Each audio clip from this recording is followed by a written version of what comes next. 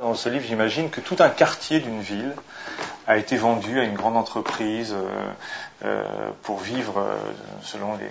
lois du capitalisme moderne. Et il se trouve que ce quartier est un quartier historique et que donc tous les habitants du quartier deviennent des partenaires de l'entreprise, et leur partenariat se manifeste notamment par le fait qu'ils s'habillent en costume d'époque.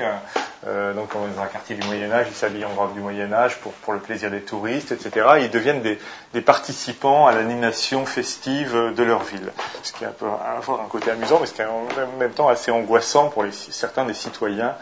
qui sont pris dans cette ville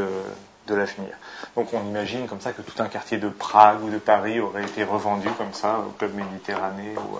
ou à la Disney Company et aménagé entièrement pour le tourisme avec ses véritables habitants. Ça, c'est un petit peu le décor du livre, avec une espèce de progression, c'est-à-dire que au fond, dans ce schéma social, il y a toujours la même chose, c'est-à-dire qu'il y a l'idéologie, il y a l'enthousiasme des habitants qui pensent qu'ils vont gagner beaucoup d'argent, il y a le lancement de ce parc qui s'appelle Town Park, la ville parc, et puis il y a le moment où tout ça s'effondre, parce que finalement il faut faire des économies, il faut réduire les coûts, il faut revendre à quelqu'un d'autre, etc. Et donc il y a aussi l'effondrement. Donc c'est le projet, l'ascension et l'effondrement de cette ville, ça c'est au fond l'arrière-plan social du livre. Voilà, ce que j'appelle de la fiction légère. Et puis il y a aussi dans le livre, qui a un deuxième aspect qui est très important et qu'il n'y avait pas dans La petite fille et la cigarette, c'est-à-dire la présence d'un personnage central qui lui-même est en proie à des difficultés existentielles. C'est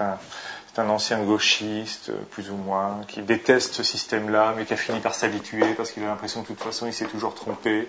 Et il finit par vivre dans cette ville-parc comme un figurant parmi les autres. Il écrit des scénarios pour la télévision.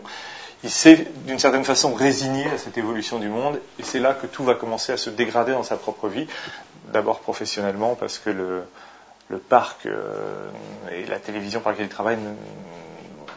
pour des raisons économiques,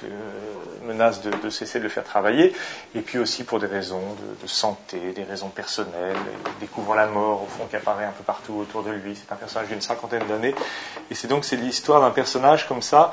qui est en prise à son époque et en même temps à sa condition humaine, tout simplement, et qui fait toujours une espèce de parallèle comme ça entre une idée qui l'obsède, c'est-à-dire au fond, dans la vie, il y a l'enfance, qui est l'âge où tout est ouvert, où tout paraît possible, et puis il y a l'âge adulte où on découvre que finalement tout est tourné vers la mort, et il a l'impression que l'histoire du monde, c'est un petit peu pareil, que l'histoire du monde, il y a toute une histoire dans laquelle le monde était ouvert, incertain, on allait toujours vers la découverte d'autre chose, on ne savait pas vers quoi, c'était parfois terrible, c'était parfois la guerre, mais on ne savait pas à quoi ça allait aboutir. On a l'impression qu'aujourd'hui, on est dans l'âge adulte du monde, que plus personne ne croit plus à rien,